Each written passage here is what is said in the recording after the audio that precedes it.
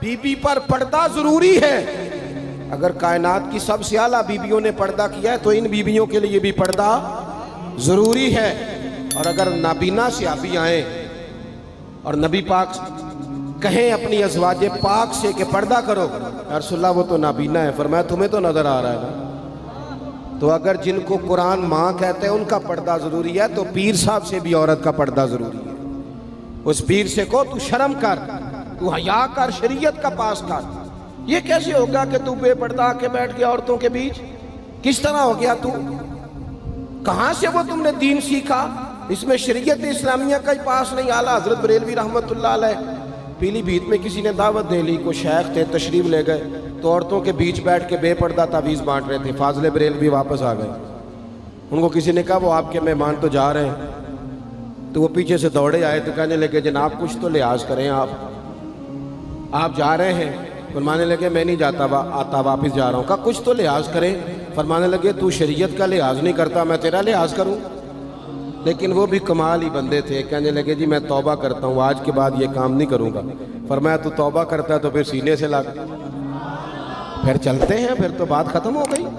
तो मेरे अजीज़, नबी पाक के सहाबा हर मसले में हुजूर सैयद आलम की हर तालीम पर अमल करने में हसास थे। इस तरफ दो मुंह करके रखते पढ़ाई, अगली दो रख्तों में चेहरा उधर कर लिया। किसी ने नहीं पूछा हुजूर ये क्या हुआ? उन्होंने कहा बस ठीक है, जिधर हुजूर का चेहरा हमारा भी उधर ही चेहरा। अपनी ज़िंदगी में ये वाला हुस्न पैदा करें। शरीयत के मामले में, नबी पाक की मोहब्बत के मामले में लै तो लाला छोड़ दें, अगर मगर छोड़ दें। करेंगे, देखेंगे, हो जाएगा, फलानी देर के बाद ये काम छोड़ दें। अमल करना है तो बस फिर 100% करना है। आखिरी बात ये कि आपने दस्तार फजीलत की है तालिब इल्मों की। अल्लाह कुरान मजीद में फरमाता है वकुर रब्बी ज़िदनी इल्मा, ऐ महबूब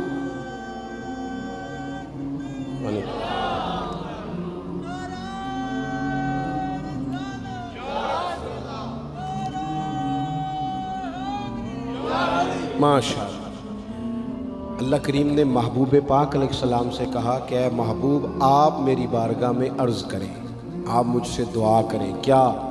रब्बी ज़िदनी इल्मा। सिर्फ आयत का तर्जुमा अगर आपकी समझ में आ जाए, मफ़हूम में आए, रब कहता है महबूब मुझसे कहिए रब्बी ज़िदनी इल्मा, या अल्लाह मेरे इल्म में इजाफा कर दे। यकीन की बात है वअल्लमा कमा लम तकुन तअलम।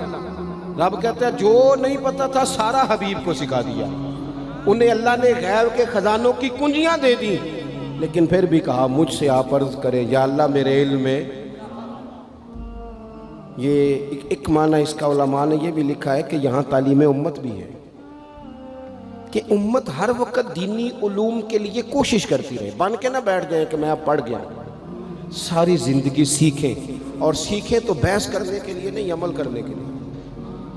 बहस करने के लिए नहीं। हुजूर सल्लल्लाहु अलैहि वसल्लम ने फरमाया जिसने दीन का इल्म इसलिए सीखा कि जाहिलों पे रोब जमाएगा, उलमा से बहस करेगा, उसे तो अल्लाह जन्नत की खुशबू भी नहीं देगा। दीन का इल्म सीखना है तरबियत के लिए। हम वो दीन सीखेंगे फिर उस पर अमल करेंगे। हमारे यहाँ ना दीनी इल्म सीखने का ज़ौक़ नहीं, शौक़ नहीं। मैं अल्हम्दुलिल्लाह, हम तो अहले तसव्वुफ़ के ग़ुलाम हैं और तरीक़त के बग़ैर कैसे हम समझते हैं कि आगे बढ़ेंगे। कुरान और सुन्नत का निचोड़ ही तो हमारे सूफिया ने हमें दिया है, लेकिन जो चीज़ें असल हैं उन पर भी तो गौर करने की ज़रूरत है ना। यहाँ एक बुज़ुर्ग बिठा दिए जाएँ बड़े नेक पारसा, तस्बीह दे के, बड़े अच्छे हैं, बड़े नेक हैं, पढ़े हैं, अनपढ़, और एक तरफ मौलाना को बिठा दिया जाए कि आप मिशकात का दर्स दें, तो ज़्यादा कौम किधर जाती है? तस्बीह वाले बाबा जी की तरफ, क्योंकि वो जुबे कुबे में बैठे हैं। लेकिन हुजूर ने हमें सोच क्या दी है। नबी पाक मस्जिद में आए तो दो जगह पे लोग बैठे थे मस्जिद में। एक जगह पे बैठ के अल्लाह की याद हो रही थी, एक जगह पे बैठ के एक बंदा दरस दे रहा था। हुजूर दोनों के बीच खड़े हो गए, फरमाया दोनों महफिलें खैर वाली हैं। लेकिन फिर फरमाया चूँकि मैं उस्ताद बन के आया हूँ, लिहाजा हुजूर वहाँ बैठ गए जहाँ दीन पढ़ाया जा रहा था। और मेरे भाई, जिस तरह तस्बीह में सुभान अल्लाह पढ़ना सवाब है ना, इस तरह वुज़ू के मसले सीखना भी सवाब है, गुस्ल के मसले सीखने का भी सवाब है। खुदारा इसको भी समझो।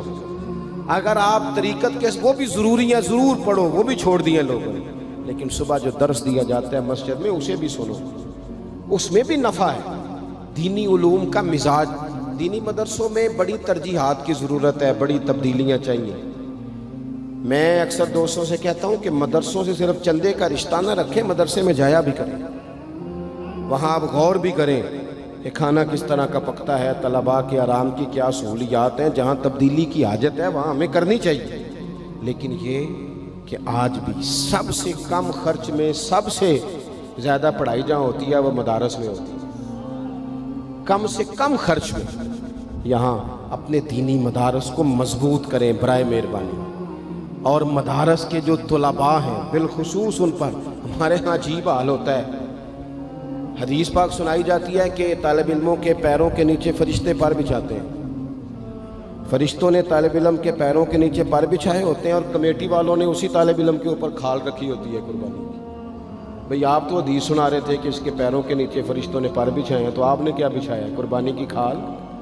یہ جو صدر صاحب بنے ہوئے ہیں وہ کیوں نہیں اٹھا کے لا سکتے؟ سیکرٹری صاحب کیوں نہیں اٹھا کے لا سکتے؟ میں تو سالوں سے کہہ رہا ہوں، اپنے مدرسے کے طالب علموں کو ہمیشہ کہتا ہوں کہ کوئی ضرورت نہیں آپ گھر جائیں، کوئی حاجت نہیں کہ آپ سے کوئی بھی کام کرا جائے، قطعاً نہیں، یہ مزاج ہی نہیں۔ آپ اپنے اپنے گھر جا کے عید گزاریں۔ ہاں کچھ عرصے سے مجھے پتہ چلا کہ بعض گھروں میں بڑی غربت ہے، تو وہ اس طرح کے قربانی کے گوشت کے بھی ذائقے غریبوں کو نصیب نہیں ہوتے، چونکہ وہ بھی اسی جانن والوں نوں دینا ہوتا ہے نا۔ ادھروں مینوں اونٹ دا ہے، میں انہاں نوں گاں دا کلیا، پھر کسی نے فون کرتا ہے تساں چونکہ کٹا کیتا ہے تو وہ بھی کلیا جی، وہ بس کر دیں۔ اور پھر ایک اور بات بھی، مہنگائی بڑی زیادہ ہے ملک میں، ہمیں ایک دوسرے کا خیال کرنا چاہیے، لیکن کون رونا رو رہا ہے مہنگائی کا؟ وہ بندہ رو رہا ہے جو ہر تیسرے دن چھوٹا گوشت کھاتا ہے۔ نے اسے دیا ہے تو اس نے نہیں کہا مہنگا میں نے نہیں کھانا، سال کے بعد اسے اللہ نے کہا ایک میرے راہ میں بھی قربان کر، تو کہتا مہنگا ہی بڑا ہے۔ بھئی تو سارا سال کھاتا رہا تب تو نہیں، تو نے کہا مہنگا تھا، اب دینے کی باری آئی ہے۔ یہ حکومتیں جتنی ہیں نا کام کر رہی، جو پہلے گزری ہے، یہ آئی ہے، جتنی سیاسی جماعتیں اللہ ماشاءاللہ جو حکومت کر چکی ہیں یا کر رہی ہیں، مجھے تو ان سے کوئی امید نہیں یہ قوم کا کوئی سوچیں گے۔ یہ تو نمبر پلیٹیں بدلتی ہیں، انجن بھی وہی پرانے اور اندر بھی سارا کچھ وہی، ان سے تو کوئی توقع نہیں۔ البتہ ہمیں چاہیے کہ ہم ایک دوسرے کا ہاتھ تھامیں۔ عید پہ 3 دن عید ہے تو ایک جوڑا خرید لیں، ایک جوڑے میں 2 پرانے استعمال کر لیں، لیکن تھوڑا سا کم کریں خرچہ، اور تھوڑا دیکھیں ہماری گلی میں کون غریب بستا ہے۔ اگر ہم ووٹوں والے دن لسٹیں بنا سکتے ہیں نا کہ کدا ووٹ کتھے ہوئے تو وہ بندہ ایسے لے کتھے ہوئے، وہ اگر چھوڑ کے علاقہ چلا گیا تو وہاں سے جا کے لوگ کھینچ کے لے آتے ہیں کہ نہیں؟ تھوڑا علاقہ چنگا میرے خیال اتنے جی نہیں ہوں، تسی بول دے نہیں نا، ہاں پہنچ جاتے ہیں نا ادھر سے کہ آپ آئیں جناب، وہ کرتے ہو نا، ساری لسٹیں بن جاتی ہیں، پتہ چل جاتا ہے۔ یہ کیوں نہیں پتہ لگتا کہ کیڑے گھر آج روٹی نہیں پکی؟ یہ کیوں پتہ نہیں چلتا کہ فلانا مقروض ہے اسے کوئی جینے نہیں دے رہا؟ مقروض کو تو زکوٰۃ بھی لگتی۔ اگر ووٹوں کی لسٹیں بن جاتی ہیں تو یہ لسٹ نہیں بن سکتی قربانی کس کس نے نہیں کی۔ خدا را ایک دوسرے کا بازو تھامیں۔ ہم تو اس محبوب کے ماننے والے ہیں جنہوں نے کہا کہ جس کا پڑوسی بھوکا سو گیا وہ تو اللہ رسول پہ ایمان ہی نہیں لایا۔ یہ کیسی بات ہے کہ ہم لوگ کھل کے کھائیں اور دائیں بائیں ہمارا خیال ہی نہ جائے؟ تو 3 باتیں عرض کی ہیں۔ سب سے پہلے تو نبی پاک سے ہمارا احساس والا رشتہ ہے، شریعت پر فوراً عمل کرنا چاہیے، ہمیں اپنے آپ کو پوری کوشش میں لانا چاہیے۔ دوسری بات، دینی علوم کی رغبت کریں، مسائل کو سیکھیں، ان پر عمل کریں، پوچھیں جس بات کا نہیں پتہ۔ حضور علیہ السلام نے فرمایا سوال جو ہے یہ جہالت کو ختم کرتا ہے، پوچھ لیں سوال ادب کے دائروں میں۔ اور تیسری بات یہ کہ اپنے ارد گرد خیال کریں، غرباء کا، مساکین کا، یتیموں کا، ناداروں کا، ان لوگوں سے پیار کریں۔ ان سے پیار کرنا بھی مدینے والے کا طریقہ ہے، یہ بھی ہمیں حضور کی سنت کے قریب لے جائے گا۔ اللہ تعالیٰ میری اور آپ کی حاضری قبول